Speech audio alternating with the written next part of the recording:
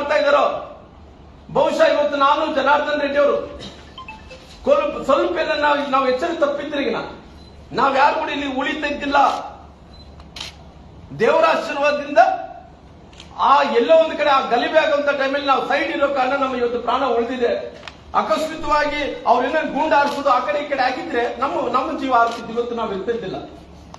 ಹಂಗಾಗಿ ನಾನು ಗೃಹ ಸಚಿವರಿಗೆ ನಾನು ಹೋಮ್ ಮಿನಿಸ್ಟರ್ಗೆ ನಾನು ಅವ್ರನ್ನ ಕೇಳ್ಕೊತೀನಿ, ಇವತ್ತನಾಗ್ಲಿ ನೀವು ಈ ಲಾ ಅಂಡ್ ಆರ್ಡರ್ ಕಾಪಾಡುವಂತ ವಿಚಾರದಲ್ಲಿ ಇವತ್ತು ಇಡೀ ರಾಜ್ಯದಲ್ಲಿ ಅನೇಕ ಬಾರಿ ಈ ರೀತಿ ಲ್ಯಾಪ್ಸ್ ಆಗಿದಾವ. ಅದು ಇವತ್ತು ಬಳ್ಳಾರಿಯಲ್ಲಿ ಕೂಡ ಲ್ಯಾಪ್ಸ್ ಆಗುವಂತ ಕೆಲಸ ಆಗಿದೆ. ಅದಕ್ಕೋಸ್ಕರವಾಗಿ ಇವತ್ತು ನಮ್ಮ ಬಳ್ಳಾರಿಯಲ್ಲಿ ಯಾವತ್ತೂ ಕಂಡರಿಲ್ಲದಂತೆ ಇವತ್ತು ಇಷ್ಟೊಂದು ದೊಡ್ಡ ಗಲಿಬೆ ಆದಂತ ಟೈಮಲ್ಲಿ ಕೂಡ ಮುಖ್ಯಮಂತ್ರಿಗಳು ಯಾರು ತಪ್ಪಿದಿಸಿದ್ರು ಅವ್ರ ಮೇಲೆ ಕಠಿಣವಾದಂತಹ ಕ್ರಮವನ್ನು ತಗೊಳ್ಳಂತ ಕೆಲಸ ಆಗಬೇಕು ಅನ್ನೋಂತ ವಿನಂತಿಯನ್ನು ಕೂಡ ನಾನು ಮಾಡ್ಕೊಂತೀನಿ. ಹಂಗಾಗಿ ಇವತ್ತು ಬಹುಶಃ ಸನ್ಮಾನ್ಯ ಈ ರಾಜ್ಯದ ಮುಖ್ಯಮಂತ್ರಿಗಳು ಕಾಂಗ್ರೆಸ್ ಪಾರ್ಟಿ ಏನಿವತ್ತು ದೇಶ ಭಾಷಣ ಅನ್ನಂತ ಮಸೂದೆಯನ್ನು ಕೂಡ ತಂದಿದ್ದಾರೆ. ಈ ದೇಶ ಭಾಷಾ ಮಸೂದೆಯನ್ನು ತಂದಾರೋ ಬಹುಶಃ ಇವತ್ತು ದೇಶ ಭಾಷಣ ಮಸೂದೆಯನ್ನು ತಂದ ನಂತರ ಮೊದಲನೇ ಬಾರಿ ಈ ರೀತಿ ದ್ವೇಷ ಭಾಷಣ ಮಾಡಿದಂತ ವ್ಯಕ್ತಿ ಯಾರು? ನಾರಾ ಭರತ್ ರೆಡ್ಡಿ ಅವರು.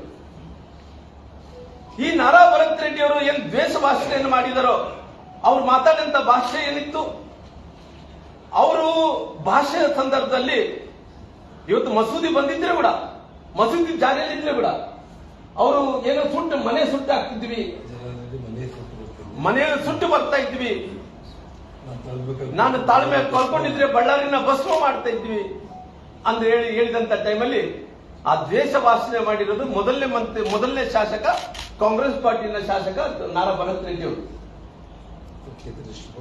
ಅವರು ಇವತ್ತು ಈ ಎಲ್ಲವನ್ನು ಕೂಡ ಇವತ್ತು ಮಸೂದಿ ಜಾರಿಯಲ್ಲಿದ್ದರೆ ಕೂಡ ಇವತ್ತು ದೇಶ ಭಾಷಣ ಮಾಡಿರೋ ಕಾರಣ ಅವರು ತಾವು ತಕ್ಷಣ ಅವರಲ್ಲಿ ಕೇಸಲ್ಲಿ ಪ್ರಕರಣ ದಾಖಲು ಮಾಡುವಂತ ಕೆಲಸ ಆಗಬೇಕಾಗಿದೆ. ಹಂಗಾಗಿ ಇವತ್ತು ಇಂಥ ಸಂದರ್ಭದಲ್ಲಿ ಇವತ್ತು ಅದಕ್ಕೋಸ್ಕರವಾಗಿ ನಾವು ಇವತ್ತು ಒತ್ತಾಯವನ್ನು ಕೂಡ ಮಾಡ್ತಾ ಇದೀವಿ. ಹಂಗೆ ಇವತ್ತು ಕರ್ನಾಟಕ ಎಲ್ಲಗಳು ಗುಂಡಾ ರಾಜ್ಯ ಆಗಿ ಪರಿವರ್ತನೆ ಆಗ್ತಾ ಇದೆ. ಅದಕ್ಕೋಸ್ಕರವಾಗಿ ಸಾಕಷ್ಟು ಇವತ್ತು ನಾನು ಜಿಲ್ಲಾಧಿಕಾರಿ ಇವತ್ತು ಸರ್ಕಾರಕ್ಕೆ ಒತ್ತಾಯವನ್ನು ಮಾಡ್ತಾ ಇದ್ದೀನಿ. ಗುಂಡು ಹಾರಿಸಿದಂತವರು ಯಾರು ಇದ್ದಾರೋ ಆಲ್ರೆಡಿ ಗುಂಡು ಹಾರಿಸಿದಂತವರು ಗನ್ನುಗಳೆಲ್ಲ ಕೂಡ ನೀವು ಸ್ವಾಧೀನಪಡಿಸ್ಕೊಂಡ ನಂತರ ಕೂಡ ಇವತ್ತು ಏನಾಗ್ತಾ ಇದೆ, ಅವ್ರು ಎಲ್ಲೋ ಒಂದು ಕಡೆ ಇಲ್ಲಿ ತನಕ ಆಗಿದೆ ಅರೆಸ್ಟ್ ಮಾಡಲಿಲ್ಲ. ಅವರು ಯಾರು ಇವತ್ತು ಅವ್ರು ಹೇಳ್ತಾ ಇದ್ದಾರೆ ಯಾರನ್ನ ಅರೆಸ್ಟ್ ಮಾಡಬೇಕಾಗಿತ್ತು, ಈ ಬಂದೂಕನ್ನು ತಗೊಂಡು ಇವರು ಕೊಲೆ ಯತ್ನ ಮಾಡಿದಂತವ್ರು, ಕೊಲೆಗೆ ಅವ್ರು ಶಾಮೀಲಾದಂತವ್ರನ್ನ ಇಲ್ಲಿ ತನಕ ಆಗಿದೆ ಅರೆಸ್ಟ್ ಮಾಡಂತ ಕೆಲಸ ಆಗಿಲ್ಲ. ತಕ್ಷಣ ನಾನು ಸರ್ಕಾರಕ್ಕೆ ಒತ್ತಾಯವನ್ನು ಮಾಡ್ತೀನಿ, ಇವ್ರನ್ನ ತಕ್ಷಣನೇ ಅವ್ರನ್ನ ಅರೆಸ್ಟ್ ಮಾಡಂತ ಕೆಲಸ ಕೂಡ ಆಗಬೇಕಾಗಿದೆ. ಹಂಗಾಗಿ ಇವತ್ತು ಕೇವಲ ವಾಲ್ಮೀಕಿ ಪುತ್ಥಳಿ ವಿಚಾರದಲ್ಲಿ ಇವತ್ತು ರಾಜಕಾರಣವನ್ನು ಮಾಡಕ್ ಹೊಂಟಾರ. ಇವತ್ತು ವಾಲ್ಮೀಕಿ ಪುತ್ಥಳಿ ವಿಚಾರದಲ್ಲಿ ಏನು ರಾಜಕಾರಣ ಮಾಡಕ್ಕೆ ಹೊಂಟಿದ್ದಾರೋ ಇವತ್ತು ಬಹುಶಃ ನಾನು ಕೇಳಂತ ವಿಚಾರಗಳು ನೋಡಿದಂತ ಟೈಮಲ್ಲಿ ಮುಂಚೆಯಿಂದ ಕೂಡ ಈ ಸರ್ಕಾರ ಬಂದಂತ ಟೈಮಲ್ಲಿ ಎಲ್ಲ ವಾಲ್ಮೀಕಿ ವಿಚಾರಗಳಲ್ಲಿ ಬಂದಂತ ಟೈಮಲ್ಲಿ ಇವತ್ತು ಒಂದು ಉದಾಹರಣೆಗೆ ಹೇಳ್ಬೇಕಂದ್ರೆ ಮಹರ್ಷಿ ವಾಲ್ಮೀಕಿ ಅಭಿವೃದ್ಧಿ ನಿಗಮದಲ್ಲಿ 187 ಕೋಟಿ ಭ್ರಷ್ಟಾಚಾರ ಮಾಡಿದ್ರು ಮೊದಲನೇದು. ಎರಡನೇ ತಪ್ಪು ಏನು ಮಾಡಿದ್ರು, ಇಲ್ಲಿ ತನಕ ಇದೆ 187 ಕೋಟಿ ರೂಪಾಯಿ ವಾಪಸ್ ಕೂಡ ಕಟ್ಟಿಲ್ಲ. ಇವತ್ತು ಕೇವಲ ಮಂತ್ರಿಗಳನ್ನ ನಾಗೇಂದ್ರವ್ರನ್ನ ರಾಜೀನಾಮೆ ತಗೊಂಡ್ರೆ ರಾಜೀನಾಮೆ ಬಿಟ್ರೆ ಬೇರೆ ಏನು ಮಾಡ್ಲಿಕ್ಕೆ ಆಗ್ಲಿಲ್ಲ. ಇವತ್ತು ಅದೇ ರೀತಿಯಲ್ಲಿ ಕೂಡ ನಾವು ನೋಡ್ತಾ ಇದ್ವಿ. ಇವತ್ತು ನಾಗೇಂದ್ರ ಅವರು ತಪ್ಪು ಮಾಡಿದಾರ, ರಾಜೀನಾಮೆ ತಗೊಂಡಿದಾರ. ಅದೇ ರೀತಿಯಲ್ಲಿ ನಮ್ಮ ಇವರು ರಾಜಣ್ಣವರು ಏನು ತಪ್ಪು ಮಾಡಿದ್ರೆ ಕೂಡ ಅವರಂತ ಭ್ರಷ್ಟಾಚಾರ ಮಾಡಿದ್ರೆ ಜೈಲಿಗೆ ಹೋದ್ರು. ಇವತ್ತು ಅವ್ರ ಇಲಾಖೆಯಲ್ಲಿ ಏನು ಭ್ರಷ್ಟಾಚಾರ ಮಾಡ್ಲಿಕ್ಕೆ ಅವಕಾಶನೇ ಇಲ್ಲ, ಏನು ಕೋಪರೇಟಿವ್ ಅಲ್ಲಿ. ಇವತ್ತು ರಾಜಣ್ಣವ್ರನ್ನ ಇಲ್ಲಿ ತನಕ ಇದೆ ಕ್ಲಾರಿಫಿಕೇಶನ್ ಕೊಟ್ಟಿಲ್ಲ. ಅವ್ರು ರಾಜೀನಾಮೆ ತಗೊಂಡ್ರಿ, ರಾಜೀನಾಮೆ ತಗೊಂಡ ನಂತರ ಎದಕ್ಕೋಸ್ಕರವಾಗಿ ರಾಜೀನಾಮೆ ತಗೊಂಡು ಇವತ್ತು ಇಲ್ಲಿ ತನಕ ಕೂಡ ಕ್ಲಾರಿಫಿಕೇಶನ್ ಸಿಕ್ಕಿಲ್ಲ. ನಿಮ್ಮ ಹೈಕಮಾಂಡ್ ಕ್ಲಾರಿಫಿಕೇಶನ್ ಕೊಟ್ಟಿಲ್ಲ, ಯಾರು ಕೂಡ ಕ್ಲಾರಿಫಿಕೇಶನ್ ಕೊಟ್ಟಿಲ್ಲ.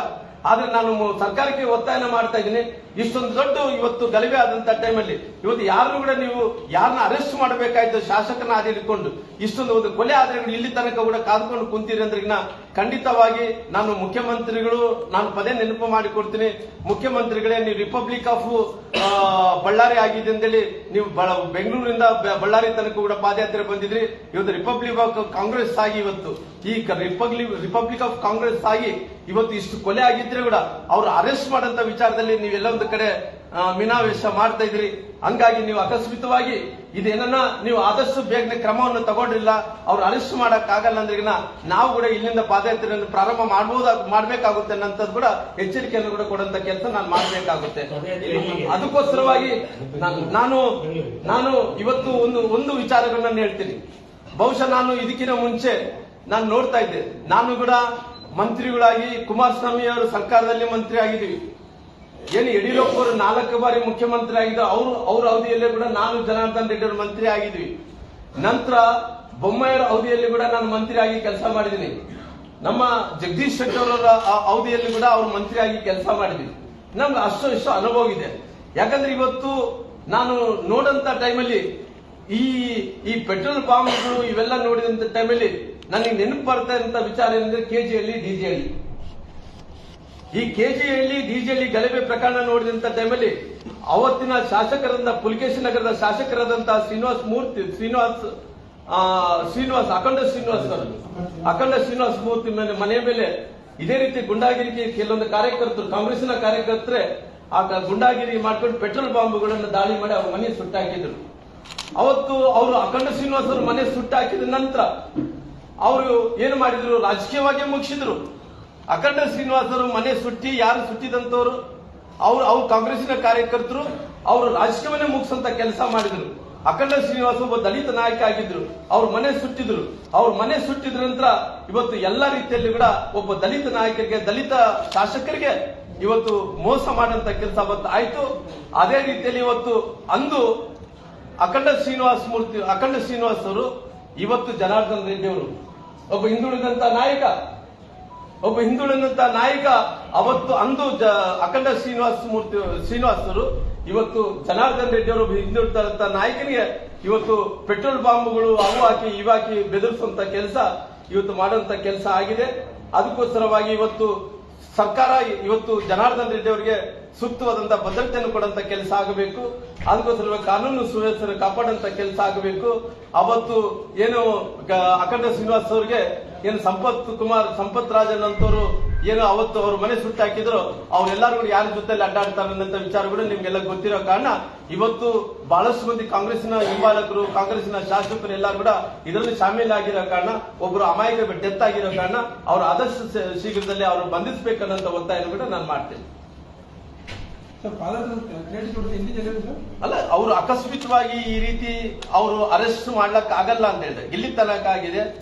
ಒಬ್ಬರು ಅಂಗರಕ್ಷಕರಿಂದ ಫೈರ್ ಆದ ನಂತರ ಒಬ್ಬ ವ್ಯಕ್ತಿ ಸತ್ತೋದ ನಂತರ ಕೂಡ ಅವ್ರು ಏನ್ ಹೇಳ್ತಾ ಇದ್ರ, ಅವ್ರ ರೈಫಲ್ಗಳೆಲ್ಲ ಕೂಡ ಯಾರು ಇವತ್ತು ಖಾಸಗಿ ವ್ಯಕ್ತಿಗಳು ಯಾರಿದ್ದಾರೋ ಅವ್ರ ಗುಂಡು ಏನ್ ಹಾರಿದೇನೋ, ಆ ಹುಡುಗ ಸತ್ತಂತ ದೇಹದಲ್ಲಿ ಏನಿದೇನೋ ಆ ದೇಹದಲ್ಲಿ ಇದ್ದಂತ ಟೈಮಲ್ಲಿ ಅಂಗರಕ್ಷಕಗಳಿಂದನೇ ಹಾರಿದೇನಂತ ವರದಿ ಬಂದ ನಂತರ ಕೂಡ ಇಲ್ಲಿ ತನಕ ಆಗಿದೆ. ಅವ್ರನ್ನ ಅರೆಸ್ಟ್ ಮಾಡಂತ ಕೆಲಸ ಆಗ್ಲಿಲ್ಲ.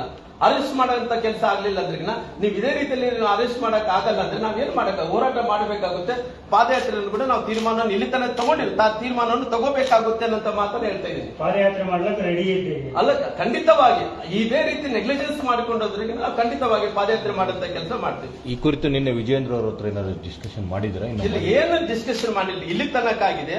ನಾವು ಅವ್ರಿಗೆ ನನಗೆ ಬಂದಂತ ಪ್ರಾಥಮಿಕ ವರದಿ ಏನಿದೆ, ಪ್ರಾಥಮಿಕ ಇನ್ಫಾರ್ಮೇಶನ್ ಏನಿದೆನೋ, ಅವ್ರನ್ನ ಗನ್ಮ್ಯಾನ್ಗಳು ಏನಿದಾರೋ, ಯಾರು ಇವತ್ತು ಗುಂಡು ಆರಿಸಿ ಯಾರೋ ಒಬ್ಬ ಹುಡುಗ ಸತ್ತೋಗಿದನೋ, ಆ ಹುಡುಗ ಆರಿಸಿದಂತ ಹುಡುಗ ಸತ್ತ ಮೇಲೆ ಕೂಡ ಇಲ್ಲಿ ತನಕ ಇದೆ ಅವ್ನ ಅರೆಸ್ಟ್ ಮಾಡಿಲ್ಲ. ಅರೆಸ್ಟ್ ಯಾಕೆ ಮಾಡಿಲ್ಲ ಅಂತ ಅವ್ರು ಸಿಕ್ಕಿಲ್ಲಂತೆ. ಇದೆಂತದ್ದು ಇದು, ಅವ್ರು ಸಿಕ್ಕಿಲ್ಲ ಅನ್ನಂಥದ್ದು ಏನೋದು? ಇಲ್ಲಿರ್ತಕ್ಕಂಥ ಸ್ಥಳೀಯ ಅಧಿಕಾರಿಗಳು ಏನಂತಾರೆ ಸರ್, ಯಾವ ಹಂತದಲ್ಲಿ ತನಿಖೆ ಇದೆ ಅಂತ ಹೇಳ್ತಾರೆ? ಅಲ್ಲ, ಅಕಸ್ಮಾತ್ ಅವ್ರು ಹೇಳ್ತಾ ಇರೋಂತ ಪ್ರಕಾರ ಗನ್ನುಗಳು ಹಿಡ್ಕೊಂಡಾರಂತೆ. ಆ ಗನ್ನುಗಳು ಹಿಡ್ಕೊಂಡ್ರೆ ಅವ್ರು ಅಬ್ಸ್ಕ್ಯಾಂಡಿಂಗ್ ಇದಾರಂತೆ. ಅದು ಎಂತದ್ರಿಂದ ನನಗೇನು ಗೊತ್ತಿಲ್ಲ. ಸರಿ, ಮತ್ತೆ ಇವ್ರು ಏನಾದ್ರು ಬರ್ತಾ ಇದ್ದಾರೆ ಸರ್? ಅಶೋಕ್ ಅವರು ಏನಾದ್ರು ಬರ್ತಾ ಇದ್ದಾರೆ? ಅಶೋಕ್ ಯಾವುದೇ ಮಾಹಿತಿ ಇಲ್ಲ. ಆಲ್ರೆಡಿ ನಮ್ಮ ನಾಯಕರಾದಂತಹ ಅಶೋಕ್ ಅವರು, ಚಲವಾದಿ ನಾರಾಯಣ ಸ್ವಾಮಿ ಎಲ್ಲರೂ ಕೂಡ ಅಲ್ಲಿ ಕಂಪ್ಲೇಂಟ್ ಅನ್ನು ಕೊಡಬೇಕೆಂದು ಕಂಪ್ಲೇಂಟ್ ಮಾಡ್ತಾರೆ. ಎಲ್ಲ ಅಲ್ಲ, ಇಲ್ಲಿ ತನಕ ಅದೇ ತೀರ್ಮಾನ ತಗೊಂಡಿಲ್ಲ. ತೀರ್ಮಾನ ತಗೊಂಡಿದ್ರೆ ಅಕಸ್ಮಿತವಾಗಿ ನೆಗ್ಲೆಜೆನ್ಸ್ ಮಾಡಿದ್ರೆ ನಾವು ಪಾದಯಾತ್ರೆ ಮಾಡಬೇಕಾಗುತ್ತೆ ಅನ್ನೋ ಮಾತನ್ನು ಹೇಳ್ತಾ ಇದ್ದೀವಿ. ಏನು ಹೆಂಗ ಎತ್ತ ಅನ್ನೋದು ಮತ್ತೆ ತಿಳ್ಕೊಂಡು ಹೇಳೋಂತ ಕೆಲಸ ಕಾಯ್ದೆ ಅರೆಸ್ಟ್ ಮಾಡದೇ ಇದ್ರೆ ಪಾದಯಾತ್ರೆ ಅಲ್ಲ. ಇನ್ನ ಬೇರೆ ಇವತ್ತು ಅರೆಸ್ಟ್ ಮಾಡ್ಬೇಕು. ಯಾರು ಈ ಗಲಭೆಯಲ್ಲಿ ಒಬ್ಬ ಮನುಷ್ಯ ಡೆತ್ ಆಗಿರಲ್ಲ, ಅವ್ರ ವಿಚಾರದಲ್ಲಿ ಅರೆಸ್ಟ್ ಮಾಡ್ಬೇಕನ್ನಂತ ಒತ್ತಾಯ ಕೂಡ ಮಾಡ್ತೀವಿ. ಅಲ್ಲ, ಭರತ್ ರೆಡ್ಡಿನೇ ಅರೆಸ್ಟ್ ಮಾಡ್ಬೇಕಂತಲ್ಲ. ಅಲ್ಲ, ಭರತ್ ರೆಡ್ಡಿ ಅವರು ಸೇರ್ಕೊಂಡು ಇವತ್ತು ಕೇಸಲ್ಲಿ ಏನು ಭರತ್ ರೆಡ್ಡಿ ಕೂಡ ಶಾಮೀಲಾಗಿರೋ ಕಾರಣ ಭರತ್ ರೆಡ್ಡಿ ಅವರು, ಆ ಸಿದ್ದೇಶ್ ರೆಡ್ಡಿ ಅವರು, ಅವ್ರ ಹಿಂಬಾಲಕರು ಯಾರ್ಯಾರಿದ್ದಾರೋ ಅವರೆಲ್ಲರೂ ಕೂಡ ಅರೆಸ್ಟ್ ಮಾಡೋದಕ್ಕೆ ಒಬ್ಬ ಜಿಯೋ ಆಗಿದ್ರಿ. ಜಿಯೋ ಹೋದ್ಮೇಲೆ ಕೂಡ ಇವತ್ತಿನ ತನಕ ಅರೆಸ್ಟ್ ಮಾಡಕ್ ಆಗ್ತಾ ಇಲ್ಲ ಅಂದ್ರೆ ಯಾರಂದ್ರೆ ರೆಸ್ಪಾನ್ಸಿಬಿಲಿಟಿ ಗೊತ್ತಾಗಬೇಕಲ್ಲ. ವೆಪನ್ಸ್ ವಶಪಡಿಸಿಕೊಂಡು ಈ ಒಂದು ವೆಪನ್ ಹೊಂದಿದಂತ ವ್ಯಕ್ತಿಗಳನ್ನ ಏನು ಅರೆಸ್ಟ್ ಮಾಡದೇ ಇರೋದ್ರ ಬಗ್ಗೆ ನಿಮ್ಗೆ ಅಸಂತೃಪ್ತಿ ಇದೆಯಲ್ಲ, ಈಗ ಅವ್ರದೇ ಅಧಿಕಾರ ಇರೋದ್ರಿಂದಾಗಿ ನ್ಯಾಯ ಸಿಗುತ್ತೆ ಅಂತಂದೇಳಿ ಗ್ಯಾರಂಟಿ ಇದೆಯಾ? ನಾವು ಆಲ್ರೆಡಿ ಕೇಳಿದ್ವಲ್ರಿ, ಬಹಳಷ್ಟು ಸಾರಿ ನಾವು ಕೇಳಿದ್ವಿ. ಸಿಟ್ಟಿಂಗ್ ಹೈಕೋರ್ಟ್ ಜಡ್ಜ್ ಇಂದ ಇನ್ವೆಸ್ಟಿಗೇಷನ್ ಮಾಡಿಸ್ರಿ, ಇಲ್ಲಾಂದ್ರೆಗಿನ್ನ ನಾವು ಸಿಬಿಐಗೆ ಕೊಡ್ರಿ, ಇಲ್ಲಿದ್ರಿಂದ ನೀವು ಪ್ರಾಮಾಣಿಕ ಅಧಿಕಾರಿಗಳು ಯಾರು ಇದ್ರೆ ಮಾಡಿಸ್ರಿ ಅನ್ನೋ ವಿಚಾರ ಅವ್ರಿಗೆ ನಾವು ಬಿಟ್ಕೊಟ್ಟಿ ಬಹಳ ಕ್ಲಿಯರ್ ಆಗಿ ಹೇಳಿದ್ವಿ. ನಾವು ಯಾವುದೇ ಅಭ್ಯಂತರ ಇಲ್ಲ. ಅಂದ್ರೆ ನನ್ನ ಉದ್ದೇಶ ಏನಂದ್ರೆ ಯಾರು ತಪ್ಪಿ ಮಾಡಿದಾರೋ ಅವನಿಗೆ ಜೈಲು ಶಿಕ್ಷೆ ಆಗ್ಲೇಬೇಕು ಅನ್ನೋ ಒತ್ತಾಯಗಳು ಮಾಡ್ತೇನೆ. ನಾನು ಅವತ್ತು ಕೂಡ ಹೇಳಿದ್ದೀನಿ ಕ್ಲಿಯರ್ ಆಗಿ ಏನಂತದ್ದು, ಅವತ್ತು ಗುಂಡಾರಿಸಿದಂತ ಟೈಮಲ್ಲಿ ಕೂಡ ಅವ್ರು ನಮ್ಮ ಕಡೆ ತಿರುಗುವಂತ ಟೈಮಲ್ಲಿ ಕೂಡ ನಾವು ಪ್ರಾಮಾಣಿಕರು, ಅವರು ಪ್ರಾಮಾಣಿಕರು ಅಂತ ಹೇಳಿ ಗಲಭೆ ಆಗಿದೆ. ಗಲಭೆ ಆದಂತ ಟೈಮಲ್ಲಿ 100 ಮಂದಿ ಬಂದಂತ ಟೈಮಲ್ಲಿ ಫೈರಿಂಗ್ ಆಗಿದೆ. ಫೈರಿಂಗ್ ಆದಂತ ಟೈಮಲ್ಲಿ ಅವ್ರೇನೋ ಮಾತಾಡೋ, ನಾನೇನೋ ಮಾತಾಡೋ, ತನಿಖೆ ನಡ್ಲಿ ಅಂತ ಹೇಳಿದ್ದೆ. ಇವತ್ತು ಖಾಸಗಿ ರಿವಾಲ್ವರ್ ಇಂದ ಫೈರ್ ಆಗಿದೆ ಅನ್ನೋದು ಪೊಲೀಸರು ಕೂಡ ವರದಿ ಕೊಟ್ಟಿರೋ ಕಾರಣ ಅವನ ದೇಹದಲ್ಲಿ ಗುಂಡು ಹಾರಿದೆ ಅಂತ ಸ್ಪಷ್ಟವಾಗಿ ಕಾಣುವಂತ ಸಂದರ್ಭದಲ್ಲಿ ಕೂಡ ಅವ್ರು ಅರೆಸ್ಟ್ ಮಾಡ್ಬೇಕನ್ನೋ ಒತ್ತಾಯ ಕೂಡ ಮಾಡ್ತಾರೆ. ಈಗ ಪೊಲೀಸರು ಹೇಳ್ತಕ್ಕಂಥದ್ದು ಖಾಸಗಿ ರಿವಾಲ್ವರ್, ಬಟ್ ಯಾರು ಖಾಸಗಿ ಅಂತ ಇದುವರೆಗೆ ಹೇಳ್ತಾ ಇಲ್ಲ. ಅಲ್ಲ, ಖಾಸಗಿ ರಿವಾಲ್ವರ್ ಅಂತ ಯಾರು ಆಲ್ರೆಡಿ ಜಮಾ ಮಾಡ್ಕೊಂಡಾರೆ. ಇವಾಗ ನೋಡ್ರಿ, ಖಾಸಗಿ ರಿವಾಲ್ವರ್ಗಳು ಸಾರ್ವಜನಿಕರಿಂದ ಯಾರು ಕೂಡ ಹೊತ್ಕೊಂಡು ಅಡ್ಡಾಡಲ್ಲ. ಆಲ್ರೆಡಿ ಅವ್ರಿಗೆ ಗೊತ್ತಿದೆ ಯಾವ ಲೈಸೆನ್ಸ್ ಎಲ್ಲೆಲ್ಲಿ ಪಡ್ಕೊಂಡಿರ್ತಾರ, ಯಾರ್ಯಾರು ಗುಂಡುಗಳು ತಗೊಂಡಿದ್ದಾರ, ಎಲ್ಲವನ್ನೂ ಗೊತ್ತಿದಾವ.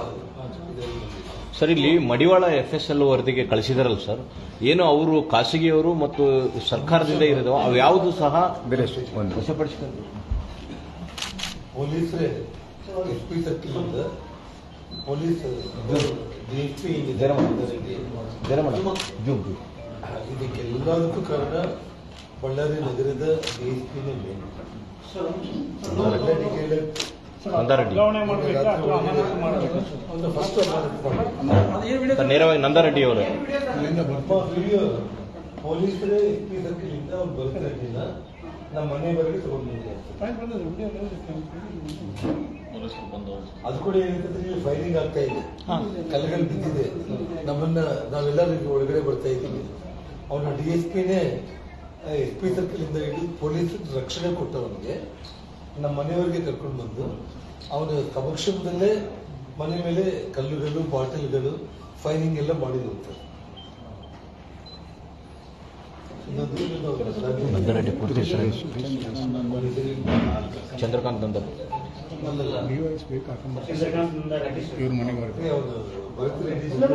ಸತೀಶ್ ರೆಡ್ಡಿ ಸಪ್ಲೈ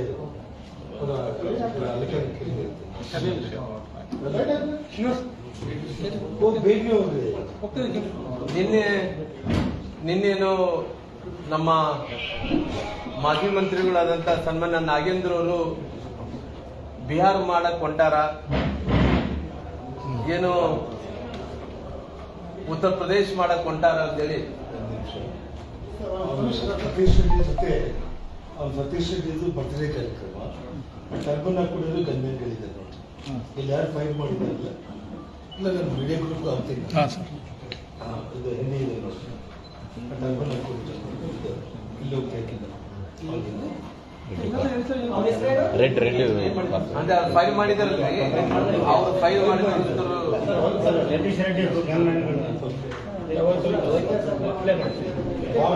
ಬಂದು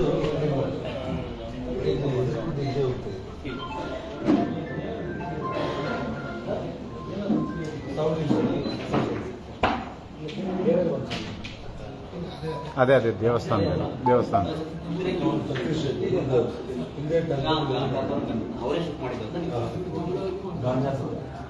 ಈ ವಿಡಿಯೋ ಇಲ್ಲಿ ಹಾಕಿಲ್ಲ ಹಾಕ್ಬಾರ್ದು. ಏನು ನೀನ್ ಬಾ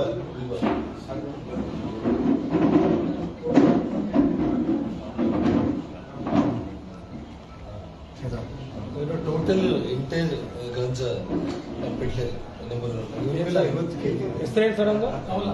ದೌಲ ಅಂತ ಹೇಳಿ.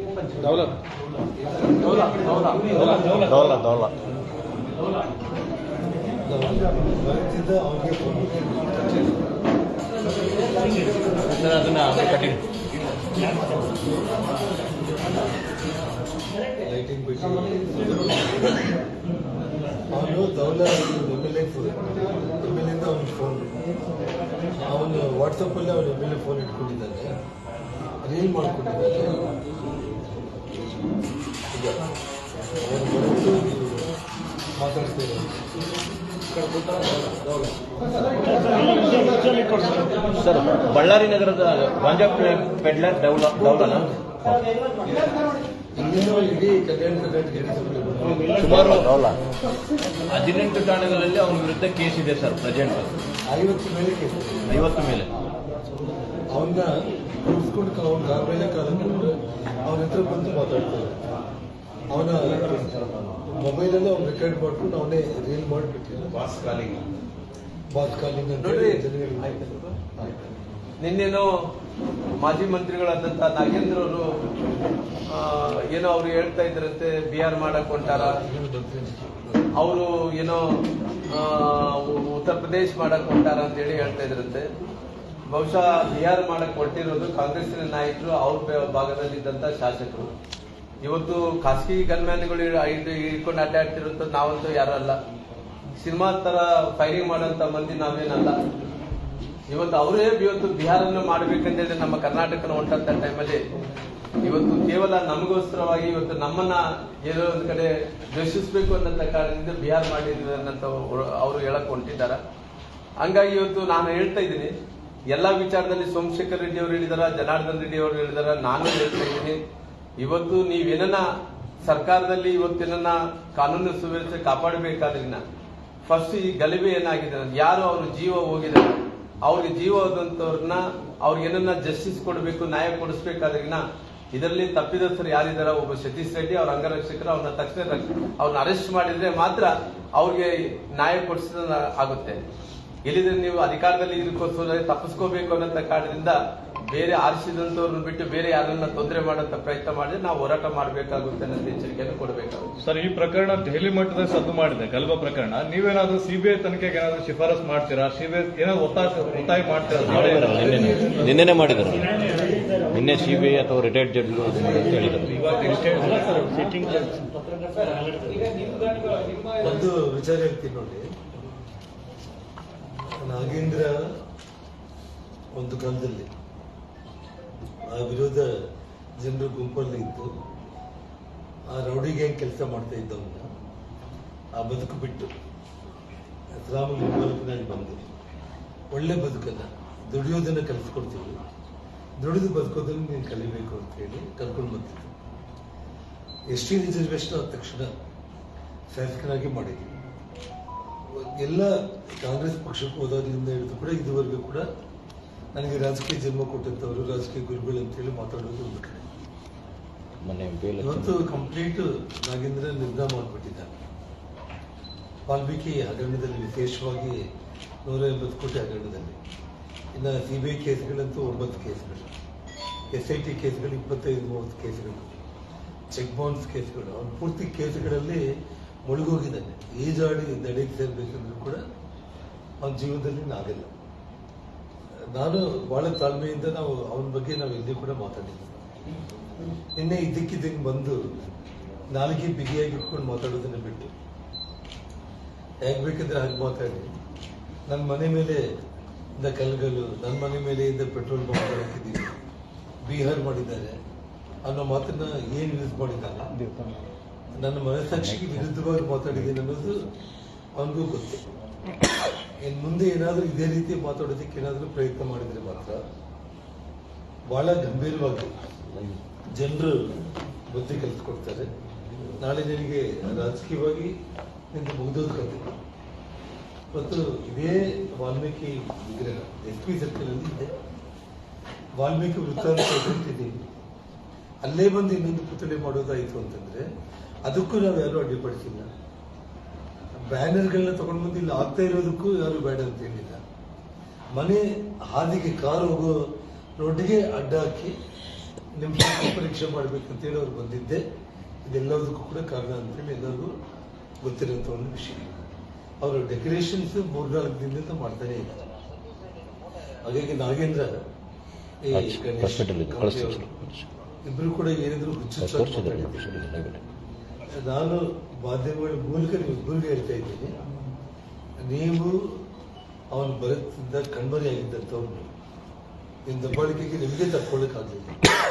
ನಿಮ್ಮ ಅದೃಷ್ಟ ಇವತ್ತೇನಂತಂದ್ರೆ ಅವ್ರು ತಪ್ಪು ಮಾಡ್ಕೊಂಡಿದ್ದಕ್ಕೆ ಮುಖ್ಯಮಂತ್ರಿಗಳು ಅವ್ರನ್ನ ಬೈದಿದ್ದಕ್ಕೆ ನಿಮಗೆ ದೊಡ್ಡಸ್ತಿಕೆ ಕೊಟ್ಟು ಕಳ್ಸಿದ್ದಾರೆ. ಆ ದೊಡ್ಡಸ್ತಿಕೆ ಕೊಟ್ಟು ಕಳ್ಸಿದ್ದಾರೆ ಅಂತೇಳಿ ಬಾಯಿಗೆ ಬಂದಂಗೆ ಮಾತಾಡಿದ್ರೆ ಮತ್ತೆ ನಾವು ಹೀರೋಗಳಾಗ್ತೀವಿ ಅಂತಂದ್ರೆ ನೀವು ಈಗಾಗಲೇ ಜೀರೋಗಳಾಗೋಗಿದ್ದೀರಿ. 28ಕ್ಕೆ ನೀವೆಲ್ಲ ಕಾಲ ಮುಗಿಯುತ್ತೆ. ರಾಜಕೀಯ ಅನ್ನೋದು ಶಾಸ್ತ್ರೀಯವಾಗಿ ನೀವು ಯಾರೂ ಕೂಡ ಇಲ್ಲ.